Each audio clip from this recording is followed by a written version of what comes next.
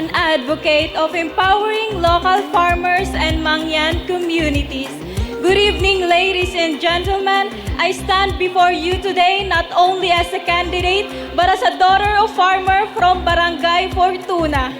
Lumaki akong saksi sa pawis at pagod ng ating mga magsasaka at mga kapatid na Mangyan.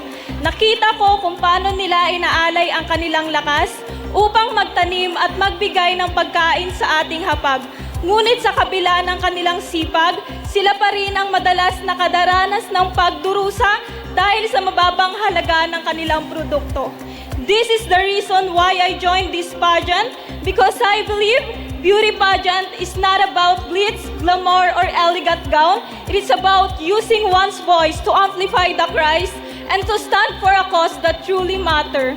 My advocacy is supporting local farmers and Mangyan communities by promoting fair opportunities, sustainable livelihood, and greater recognition for their crops and the hard work. Naniniwala ako na panahon na para mas pahalagahan natin ang mga kamay na bumubuhay sa ating bayan.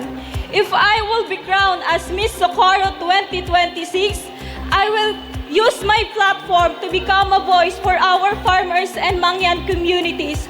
I will continue promoting local crops and supporting community-based livelihood program and encouraging our fellow Socorreños to patronize products that are proudly grown by our own people.